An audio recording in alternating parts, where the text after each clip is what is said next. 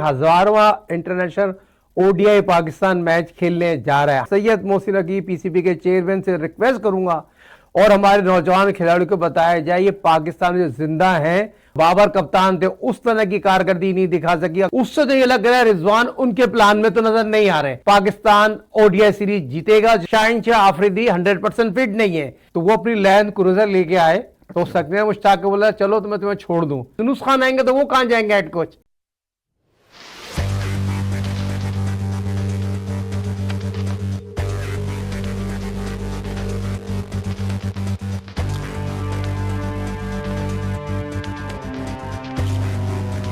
अस्सलामुअलैकुम वरहमतुल्लाहि वबरकातुहू।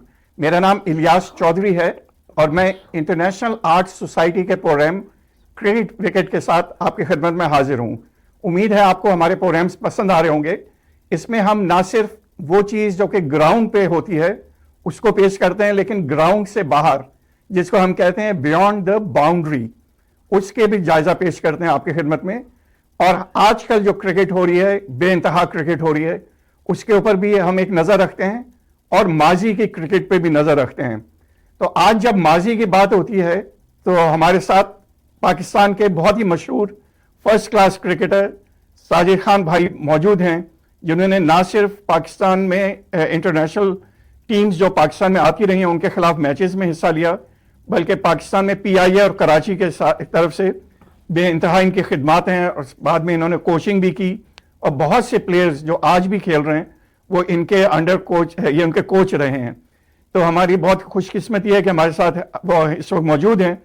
तो साजिद भाई, इस वक्त ऑस्ट्रेलिया पाकिस्तान आई है और ऑस्ट्रेलिया के खिलाफ जो हमारा पहला मैच है रावलपिंडी में, वो कह रहे हैं कि तारीखी मैच है। तो आप इस बात पर बताइए कि ये तारीखी क्यों है। बहुत शुक्रिया इलियास चौधरी भाई, आपने इस मोहब्बत से जिस खुलूस से इंट्रो दिया उसकी तारीख ये हजारवां इंटरनेशनल ओडीआई पाकिस्तान मैच खेलने जा रहा है। हजारवां मैच पाकिस्तान खेलने जा रहा है पिंडी में, जो यकीनी तौर पर बड़ी खुशाइन बात है। आज तक पाकिस्तान 999 ओडीआई मैच खेला है और जिस दिन पाकिस्तान ऑस्ट्रेलिया के दरमियान जो मैच खेला जाएगा वो हजारवां पाकिस्तान का मैच होगा।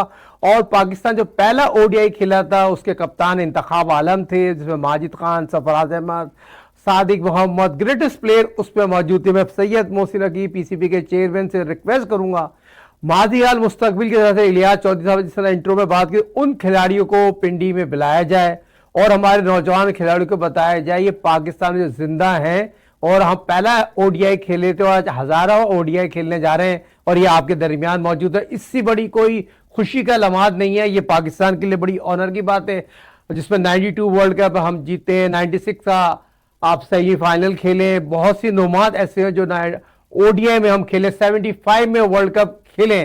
तो ये बड़ी अच्छी बात है और आपने बहुत अच्छा इसको कवर किया है।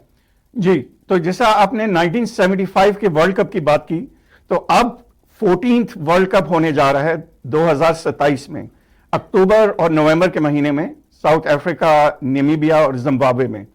तो उसकी तैयारियां हैं इस वक्त और उस वक्त तक पाकिस्तान तकरीबन कोई 10 वनडे इंटरनेशनल मैचेस खेलेगा। तो पाकिस्तान ने जब पहला वर्ल्ड कप खेला था 1975 में, तो उस वर्ल्ड कप में पाकिस्तान फेवरेट टीम थी कि वो वर्ल्ड कप जीतेगी और उसका पहला मैच भी ऑस्ट्रेलिया के खिलाफ था। और अभी जो हजारवां मैच होने जा रहा है वो हम ऑस्ट्रेलिया के खिलाफ खेलेंगे रावलपिंडी में। तो उसके बारे में आप क्या कहेंगे कि क्या तैयारियां हैं और क्या चेंजेस हुई हैं आपके ख्याल में? सही है, सिम्प में जा रहा है पाकिस्तान? देखिए, बहुत इंपॉर्टेंट है, आपने 75 का जिक्र किया। उस वक्त 60 ओवर की क्रिकेट होती थी और पहला वर्ल्ड कप पाकिस्तान खेलने गया, मगर अब 2026 में हम चले गए और पाकिस्तान और ऑस्ट्रेलिया के दरमियान जो ओडीआई सीरीज खेली गई है पाकिस्तान की, माजी हाल मुस्तकबिल में जिस तरह पाकिस्तान की कारकर्दगी है मौजूदा उस तरह की नहीं है जिसमें हम बात कर सके। लगमिया फिक्रिया है पाकिस्तान की उन खिलाड़ियों के लिए जो पाकिस्तान के लिए काफी अरसे से क्रिकेट खेल रहे हैं। 2023 वर्ल्ड कप जिन्होंने इंडिया में जाके खेला, जिसमें बाबर कप्तान थे, उस तरह की कारकर्दगी नहीं दिखा सकी। अफगानिस्तान से हम मैच हरे, वो बहुत ही पाकिस्तान के लिए सरिया तरीन दिन था। मगर पाकिस्तान की मौजूदा ओडीआई टीम के शाहिनशाह आफरीदी जो कप्तान है, जो आगे भी 2027 की वर्ल्ड कप में क़यादत करने जा रहे हैं, तो 10 ओडीआई खेलने जो मौजूदा टीम अनाउंस की गई है उसमें पाकिस्तान के विकेट कीपर बैट्समैन साबिक कप्तान बाबर को और रिजवान को जो ड्रॉप किया गया है, तो मैं समझता हूं रिजवान की जो कारकर्दगी बांग्लादेश में थी, जो उसको देखा गया है, उस तरह की नहीं, कीपिंग भी नहीं हुई, बैटिंग भी नहीं, जिसकी वजह से उनको ड्रॉप किया। मगर आज का पूरी दुनिया में सबसे बड़ी जो प्रेस कॉन्फ्रेंस थी हेड कोच की, बहुत इंपॉर्टेंट हेड कोच की जो प्रेस माइक ऐसी की प्रेस कॉन्फ्रेंस, जिसने न्यूजीलैंड से एक फर्स्ट क्लास मैच खेला है, मगर लगमिया फिक्रिया पाकिस्तान के करता धरता है, उन्होंने जिस तरह के फ्रंट मैच प्रेस कॉन्फ्रेंस की, साफियों से बात की, उससे तो ये लग रहा है रिजवान उनके प्लान में तो नजर नहीं आ रहे। मगर ये चीज जरूरी है, जो पाकिस्तान की जो ओडीआई टीम पाकिस्तान में ऑस्ट्रेलिया आई है, इस प्लेटफॉर्म के तवज्जो तो मैं कह सकता हूं पाकिस्तान ओडीआई सीरीज जीतेगा, जिसमें पाकिस्तान के नौजवान खिलाड़ी बहुत फॉर्म में नजर आ रहे हैं, जिसमें आप बहुत कमबैक हुआ है, शादाब का बहुत अच्छा कमबैक हुआ है, सुफियान मुकीम का कमबैक हुआ है। मगर यह चीज बताना जरूरी है, ग्राउंड में रियलिटी ये है, क्या पाकिस्तान की टीम उस तरह की कारकर्दगी दिखाएगी जिस तरह की हम तवक्को रख रहे हैं? मगर मुझे लगता है क्योंकि पाकिस्तान के खिलाफ जो दूसरी टीम आई है, उसके सारे खिलाड़ी आईपीएल में खेल रहे हैं। जी, तो आपने अभी कहा कि ये सीरीज जो है पाकिस्तान जीत जाएगी, तो आपके ख्याल में इस सीरीज के जीतने के बाद हमें खुशी मनानी चाहिए, लेकिन या जिस अंदाज में हमारी सिलेक्शन हुई है फिर भी ये लम्हे फिक्रिया रहेगा? लिहाजा लगमे फिक्रिया रहेगा, क्योंकि खुशी तो मनाने की उसमें है नहीं ना। हम ये होम सीरीज जीत जाते हैं, जो अवे जाएंगे, जो इंटरनेशनल क्रिकेट में दूसरी टीम है, ऑस्ट्रेलिया, इंडिया की बात करो, इंग्लैंड की बात करो, साउथ अफ्रीका, उनके मुताबिक उस तरह की हम क्रिकेट नहीं खेल रहे। जो आईसीसी के जितने भी इवेंट हुए हैं, 2024 की बात करें, 2023 की बात करें, 2026 की हम बात करने जा रहे हैं, 2027 में वर्ल्ड कप खेलने जा रहे हैं साउथ अफ्रीका और वहां पर। मगर बहुत बड़ा लगमिया फिक्रिया है, शान मसूद जैसा प्लेयर मुझे समझ में नहीं आता वो किस तरह पाकिस्तान की ओडीआई टीम से बाहर है। जिस तरह का आपने हमेशा उसकी आवाज उठाई, शान मसूद जो मिडिल ऑर्डर में खेल प्लेयर है, वो ड्रॉप नहीं हो सकता। पाकिस्तान की सिलेक्शन कमेटी की बहुत मजबूत सिलेक्शन कमेटी है, हेड कोच को सोचना चाहिए left hand batsman Shan Masood जैसा प्लेयर इस टीम में क्यों नहीं है। जी, इसमें जो माइक हैसन जो हमारे कोच हैं, उन्होंने भी इस बात का जिक्र किया है कि पाकिस्तान टीम में जो मिडिल ऑर्डर है, खासतौर पे जब मिडिल ओवर्स आते हैं, एक तो शुरू के ओवर्स हैं, लेकिन जब मिडिल के ओवर्स आते हैं तो उन्होंने खुद इस बात का इजहार किया है कि हमें एक तजर्बाकार बैट्समैन की जरूरत है मिडिल ऑर्डर में, और साथ में ऐसे प्लेयर्स जो कि कुछ रन्स भी बना सकें, क्योंकि उनका यह कहना है कि हम मिडिल ओवर्स में पाकिस्तान बैटिंग में बहुत कम रन बनाता है, जिसकी वजह से जो आखिरी में बैट्समैन आते हैं उन पर बहुत दबाव होता है।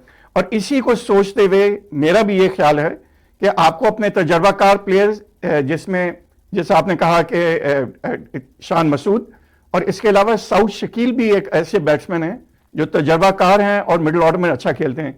यकीनन उनके हाल ही की परफॉर्मेंस अच्छी नहीं है, लेकिन माजी में भी ये देखा गया है कि पाकिस्तान टीम जो है वो एकदम एक पैनिक का शिकार हो जाती है। जब वर्ल्ड कप से पहले बहुत से तजर्बे करते हैं, एक यकदम बहुत ज्यादा तजर्बा करते हैं, और एकदम जब वर्ल्ड कप आता है तो घबरा जाते हैं और फिर पुराने प्लेयर्स को एकदम वापस टीम में लाते हैं, जिसकी वजह से वो केमिस्ट्री नहीं बन पाती। तो आपके ख्याल में इस दफा भी यही चीज होगी कि इन नए प्लेयर्स को मौका देते जाएंगे और एन मौके पे फिर पुराने प्लेयर्स को लेकर आना पड़ेगा? बहुत इंपॉर्टेंट सवाल किया है इलियास भाई। जब बैटिंग कंसल्टेंट एक एवरेज प्लेयर हो, पाकिस्तान के बैटिंग कंसल्टेंट बहुत इंपॉर्टेंट। आपने सऊद शकील का जिक्र किया, पाकिस्तान के अपने पहले ही मैच में अगेंस्ट इंग्लैंड उसने आउटस्टैंडिंग क्रिकेट खेली, 50 रन बनाए। ओडीआई का कंप्लीट प्लेयर है, उसको ग्राउंड में पिच पे रहना आता। 35 ओवर से 50 ओवर तक ऐसा बैट्समैन हमें चाहिए जो मैच फिनिश करे। बदकिस्मती सादत फरहान एक ऐसा प्लेयर है जिसने वर्ल्ड रिकॉर्ड बनाया है पाकिस्तान की ओडीआई क्रिकेट में, उसको पूरे 50 ओवर खेलने। देखिए सादत फरहान एक ऐसा प्लेयर है ऊपर से। नीचे आपने दो नाम बहुत इंपॉर्टेंट लिए हैं, शान मसूद और सऊद शकील। वो ऐसे प्लेयर हैं जो बारी लेना जानते हैं, पिच पे खड़ा होना। टेस्ट मैच में भी उनकी कारकर्दगी बहुत बेहतर है। जी, एक और जो चीज जिसके ऊपर काफी बात हो रही है वो ये है कि मेरे ख्याल में 70s 80s उस जमाने में तो वनडे मैचेस में एक वाइस कैप्टन होता था। मुझे याद है इमरान खान के साथ कभी मियादाद वाइस कैप्टन होते थे, कभी जहीर होते थे। लेकिन हाल ही में जो क्रिकेट हो रही है पिछली 2 दिहाइयों में, आमतौर पे वाइस कैप्टन कोई भी नहीं होता। तो अभी जब माइक हैसन से सवाल किया गया कि आपने सलमान अली आगा को वाइस कैप्टन क्यों बनाया है, तो पहले तो उन्होंने जवाब दिया कि मुझे मालूम नहीं है इसके बारे में, जबकि उनको यकीनन कुछ पता होगा। लेकिन थोड़ी देर के बाद उन्होंने कुछ और सवालों के जवाब देने के बाद एकदम ये कहा कि सलमान अली आगा अगर ग्राउंड में वाइस कैप्टन नहीं भी होते, लेकिन उनको माना जाता है कि वो वाइस कैप्टन है, चाहे उनको अनाउंस ना किया हो। तो आप क्या कहेंगे कि ये एक कंफ्यूजन का शिकार है पाकिस्तान के कोच भी और एक पूरी सेटअप भी, कि उनको इस बात का भी अंदाजा नहीं हो रहा। पहले उन्होंने कहा कि मुझे मालूम ही नहीं कि उनको वाइस कैप्टन क्यों बनाया, और फिर यकदम वो कहने लगे कि नहीं, वो अगर अनाउंस ना भी करें तो हमेशा वो होते हैं वाइस कैप्टन। तो आपके ख्याल में बाकायदा अनाउंस करना चाहिए हर दफा, और एक वाइस कैप्टन की जरूरत क्यों पेश आ रही है? नाज़रीन, हेल्पलाइन हैंड के इलियास साहब जो एक एनालिस्ट भी हैं, वर्ल्ड वाइड प्रोग्राम करते हैं, बहुत इंपॉर्टेंट सवाल है, ये समझने वाली बात है। क्या आज के लोग इतने पागल नहीं है? हर आदमी बहुत मालूमात उनकी बहुत ज्यादा है, और कभी भी ऐसा नहीं हुआ मीडिया में लोग आके इस तरह की बात करें। और हमारे हेड कोच की बातें तो भाई ये चीज नजर आ रही है, वो पैनिक हुए हैं मीडिया में आगे, उनको ये बात करने की कोई जरूरत ही नहीं थी। अगर आप पाकिस्तान क्रिकेट टीम के हेड कोच ये बात कर रहे हो और इस तरह की बयानबाजी कर रहे हो, तो इससे पाकिस्तान के हेड कोच अपनी जगह पर नहीं है। मैं लगभग 100% कह सकता हूं, सवालिया निशान है। शाहीन शाह आफरीदी 100% फिट नहीं है।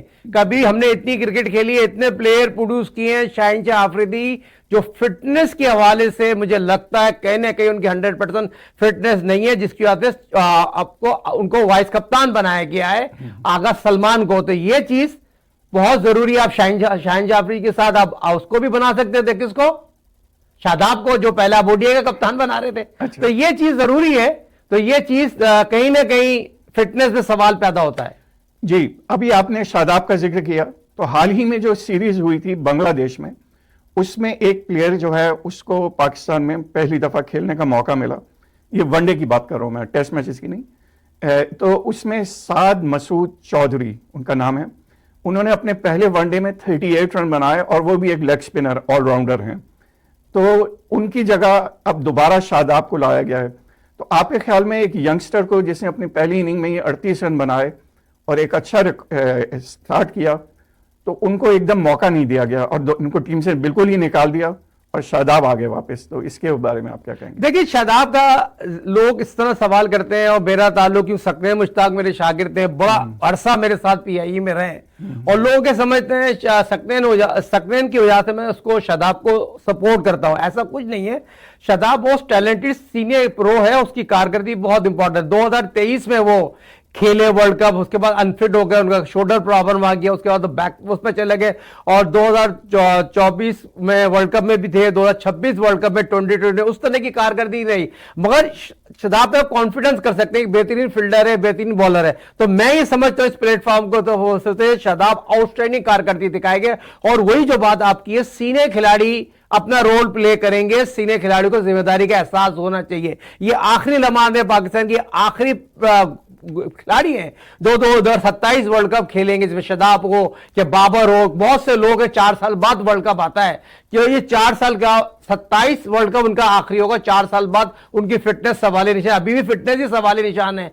तो मैं समझता हूं शादाब जो है एक अच्छी चॉइस है और अच्छी कारकर्दगी दिखा सकते हैं। नाज़रीन कराम, आप देख रहे हैं इंटरनेशनल आर्ट सोसाइटी की तरफ से क्रिकेट विकेट, ये हम आपकी खिदमत में पेश कर रहे हैं, और इसमें हम आपको जायजा पेश करते हैं जो कि क्रिकेट के ग्राउंड्स में हम देखते हैं, लेकिन काफी चीजें क्रिकेट के ग्राउंड के बाहर हो रही होती हैं, बियॉन्ड द बाउंड्री। उसका जायजा भी पेश करते हैं, और माजी में भी एक झांक के देखते हैं कि जो आजकल के वाकयात हो रहे हैं उससे मुंसलिक कोई ऐसी तरह का वाकया माजी में हुआ है या नहीं हुआ, तो उसके ऊपर भी एक जायजा आपकी खिदमत में पेश करते हैं। उम्मीद है आपको इस प्रोग्राम से जरूर अच्छी बातें मिल रही होंगी। खास तौर पे हमारे नौजवान जो कि इस खेल को बहुत पसंद करते हैं, उनको सीखने से के लिए बहुत चीजें मिलेंगी, क्योंकि हमारे साथ साजिद भाई हर प्रोग्राम में होते हैं। तो साजिद भाई, जिस तरह बात हो रही थी, तो इस वक्त एक धूम मची हुई है भारत के एक प्लेयर की, जो कि 15 साल का प्लेयर है, और उसने T20 में एक तहलका मचा रखा है। इसी की वजह से ऑस्ट्रेलिया ने भी ये सोचा, और उन्होंने अपने अंडर 19 टीम के जो कैप्टन हैं उनको पाकिस्तान लेके आ रहे हैं। तो आपके ख्याल में ये जो एक प्लेयर आया, जरा मुश्किल नाम है, सिरिवांशी करके नाम है उनका, और ये जो है राजस्थान की तरफ से खेल रहे हैं, और इन्होंने इतनी जबरदस्त क्रिकेट खेली है कि अब नजर आ रहा है कि दुनिया में ऐसे प्लेयर्स भी आएंगे जो कि 15 साल के, मतलब उन्होंने 13 साल की उम्र में ही पहला मैच खेल दिया था। तो इससे पहले मुझे याद है, अगर माजी में देखें तो हमारे मुश्ताक मोहम्मद थे जो कि इस उम्र के थे, या जावेद मियादा यंग उम्र में आए थे। तो आपका क्या ख्याल है कि ये एक ट्रेंड उन्होंने शो किया दुनिया को कि अब नौजवानों का दौर है? बहुत प्यारी बात कि 14 साल की उम्र में मुश्ताक मोहम्मद साहब उनको दुनिया का एजाज है, मोहम्मद फैमी उनको सबसे कम उम्र टेस्ट प्लेयर बने, और उसके बाद जावेद मियांदाद साहब, मगर फिर वो हसन रजा साहब ने वो रिकॉर्ड ब्रेक किया। वो भी इसी प्लेटफॉर्म पे उन्हें एजाज हासिल है। मुझे हमारे PIA के ज़हीर अब्बास साहब चीफ सेलेक्टर होते थे, लालू खेत में मैं रहते थे हसन रजा, तो उनको मैं अपनी 1 to 5 पे बिठा के लेके गया और ज़हीर अब्बास साहब ने उनसे पूछा तुम्हें हम मुल्तान वाला साइड मैच खिला रहे हैं अगेंस्ट न्यूजीलैंड। तो ये माजी हाल मुस्तकबिल अल्लाह ताला के शुक्र अल्हम्दुलिल्लाह ये भी फ़र्ज हमारे हाथों हुआ। और हसन रजा को जब लेके गया डिफेंस में ज़हीर अब्बास के घर पे, और ज़हीर अब्बास साहब ने उनको कॉन्फिडेंस दिया, हसन रजा 14 साल कुछ महीने से पहले वो पाकिस्तान के वर्ल्ड रिकॉर्ड बनाने वाले आखिरी खिलाड़ी थे जिनको टेस्ट कैप मिली। अच्छा, वेरी इंटरेस्टिंग, बहुत ही अच्छी दिलचस्प बात बताई। खासतौर पे आपकी मोटरसाइकिल पे काफी प्लेयर्स जो हैं, काफी वो प्लेयर, भी- शेब अख्तर, वसीम अकरम, जी। सकने मुश्ताक, वकार यूनुस। आज को एक और किस्सा बताते चलूं। अच्छा। सकने मुश्ताक नेशनल स्टेडियम कराची में प्रैक्टिस कर रहे थे, और सलीम स्वाले जो बहुत ही क्रिकेट लवर हैं, तो वो अपनी लैंड क्रूजर लेके आए। तो सकने मुश्ताक को बोला चलो तो मैं तुम्हें छोड़ दूं। तो उन्होंने कहा नहीं सलीम भाई मैं चले जाऊंगा। किसके साथ जाओगे? कहने है ना साजिद भाई। तो कह रहे इसकी बाइक पे जाओगे? तो कहा सारी जिंदगी इन्हीं के साथ आता हूँ, इन्हीं के साथ जाता हूँ। क्योंकि ये चीज बताना अल्लाह बड़े बोलते तो भाई ये चीज बताना इसलिए कि सकने मुश्ताक का बड़ापन था। सही है। क्योंकि वो कहेंगे अगर मैं इनके साथ चले जाता हूँ साजिद भाई दिल पे लेके सुबह 7:30 8 बजे लेके आते हैं, 6 बजे मुझे छोड़ते हैं, तो ये कोई बड़ी बात नहीं है, मगर उनका बड़ापन था तो उन्होंने मुझे याद रखा। जी, चलें अब जो हाल ही में सिलेक्शन हो रही है इस सिलसिले में जो पाकिस्तान के कोच हैं माइक हैसन, उनकी बातों से, जो अभी उन्होंने एक इंटरव्यू दिया है, उनकी बातों से अंदाजा हो रहा था कि ये जो सिलेक्शन अभी हो रही है इसमें उनका बहुत ज्यादा हाथ है। इसमें उन्होंने एक बात का जिक्र किया कि अबरार जो हैं स्पिनिंग ऑप्शन के लिए सबसे बेहतर चॉइस हैं। इसका यह मतलब हुआ कि अबरार उनकी बुक में कंफर्म है कि वो अगला वर्ल्ड कप खेलेंगे जो हाल ही में अब होगा अगले साल। लेकिन उन्होंने साथ में कहा कि हमें एक और स्पिनर की जरूरत है। इसमें उन्होंने 4-5 नाम लिए, फैसल अकरम, ये सुफियान मुकीम और एक दो और स्पिनर जिस तरह उस्मान तारिक हैं, या तो हाल ही में इन्होंने फैसल अकरम को बांग्लादेश में खिलाया था, लेकिन अब वो नहीं है टीम में। सुफियान मुकीम के बारे में उन्होंने एक दिलचस्प बात की कोच ने कि वो T20 के बहुत अच्छे बॉलर हैं, लेकिन वनडे में अभी उनको सीखने की बहुत ज्यादा जरूरत है, अगले लेवल तक जाने की।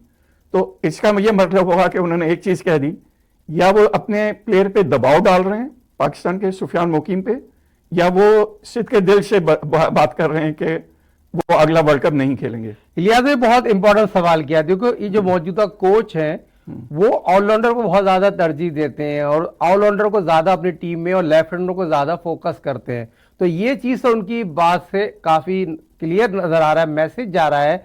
तो सुफियान मुकीम तो ODI पाकिस्तान से खेल चुके हैं और उनकी कारकर्दगी बहुत नुमाया है, और पाकिस्तान सुपर लीग जो 11वां एडिशन हुआ है जिसमें पेशावर चैंपियन बनी है, बेस्ट बॉलर बने, और वो बड़े बॉलर है। 4 ओवर में इतनी अच्छी बॉलिंग करे, 10 ओवर तो बहुत धूम मचा देंगे वो, और बहुत ही आउटस्टैंडिंग फील्डर भी हैं। तो मैं ये समझता हूं तो ये कोच को इस तरह के बयान नहीं देने चाहिए, और मीडिया, सोशल मीडिया में बहुत ज्यादा इसको हाईलाइट किया जाता है, क्योंकि कोच की कारकर्दगी एक सवारी है, उस तरह की कारकर्दगी नहीं है। हम कोच की कारकर्दगी पे अगर बात करें, कोच की क्या कारकर्दगी है? एक मैच आप न्यूजीलैंड के लिए खेलें और उसके बाद आपकी IPL भी उस तरह की कारकर्दगी नहीं थी। पाकिस्तान की खुशकिस्मती है, हेड कोच बने हुए हैं, फिर हेड कोच बनने के बाद जो फैसले आपके बैकफायर कर गए ना, जो आप डिसीजन आप ले रहे हैं, फिर आप मीडिया में आगे इस तरह के बयान ना दें। अगर जो भी आपने प्लान करना है, प्लान के आप में हिस्से हैं, उसको आप अपने प्लान के साथ यूज करें। आपका प्लान फेल हो गया ना, बैटिंग कंसल्टेंट कौन लाया?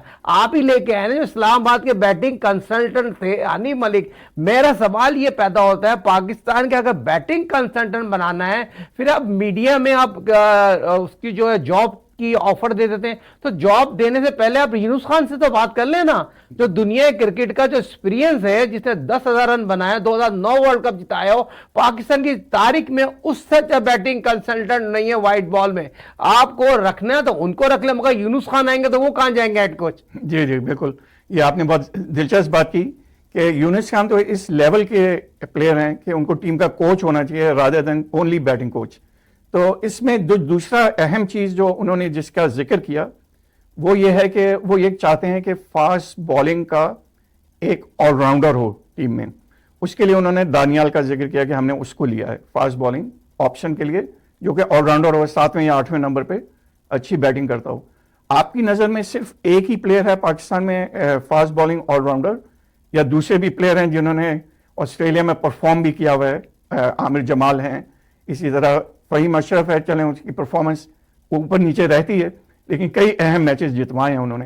तो आपका क्या ख्याल है कि जो फास्ट बॉलिंग ऑलराउंडर ऑप्शन है उसके बारे में आप क्या कहेंगे? देखिए, मैं इस कोच की बात से इत्तेफाक नहीं करता। फ़हीम अशरफ पाकिस्तान के बहुत ही टैलेंटेड ऑलराउंडर है और उसने बहुत ही आउटस्टैंडिंग कारकर्दगी दिखाई है और जिस तरह की उसने क्या पाकिस्तान के लिए कारनामा जान दिया, फ़हीम अशरफ को यहां टीम में होना चाहिए था। Daniyal most talented upcoming allrounder है, उसके साथ फ़हीम अशरफ। वैसे माजी अल मुस्तकबिल आपने देखो, अब्दुल रज़ाक से बड़ा ऑलराउंडर कोई नहीं था, अजहर महमूद से बड़ा ऑलराउंडर कोई नहीं था। इन्होंने पाकिस्तान के बड़े कारनामे अंजाम दिए और फ़हीम अशरफ दानियाल दोनों को होना चाहिए था। देखिए, ऑलराउंडर का जमाना है, बैटिंग बॉलिंग ऑलराउंडर होना चाहिए। यहां पर आप हमेशा डिस्कस करते हैं, बहुत से क्रिकेटर ऐसे होते हैं जो बॉलिंग ऑलराउंडर होते हैं और हमारी खुशकिस्मत ये हमारे पास बैट्समैन ऑलराउंडर। फ़हीम अशरफ जो है आउटस्टैंडिंग कारर, दानियाल फ़हीम अशरफ दोनों बहुत अच्छे ऑलराउंडर हैं, मगर फ़हीम अशरफ को पाकिस्तान टीम से ड्रॉप नहीं होना चाहिए था। देखिए, किसी भी खिलाड़ी को आप कॉन्फिडेंस देना मैनेजमेंट के काम है, अगर आप इस टीम में क्यों नहीं है वो। तो ठीक है नाज़रीन कराम, आप देख रहे थे इस वक्त इंटरनेशनल आर्ट सोसाइटी की जानिब से क्रिकेट विकेट। ये हम आपकी खिदमत में इसके मजीद एपिसोड्स जो हैं जल्द ही आपकी खिदमत में हाजिर होंगे उस सिलसिले में, और हम जायज़ा पेश करेंगे कि इस वक्त पाकिस्तान के कई खिलाड़ी जो हैं जिनको हो सकता है कि टीम में होना चाहिए था, लेकिन वो जो हैं वो काउंटी में क्रिकेट खेल रहे हैं। साथ में जो आने वाला वर्ल्ड कप है उसमें पाकिस्तान जिस ग्रुप में है वो बहुत ही मुश्किल ग्रुप है, उसके बारे में भी हम एक जायजा पेश करेंगे अगले प्रोग्राम्स में। और जो अभी टीम पाकिस्तान की खेलेगी ऑस्ट्रेलिया के खिलाफ, उसके बारे में अपनी गुफ्तगू को जारी रखेंगे। लेकिन उम्मीद है कि आप इस प्रोग्राम से मुस्तफीद हो रहे होंगे। हम अगले प्रोग्राम तक के लिए आपसे इजाजत चाहते हैं। अस्सलाम वालेकुम।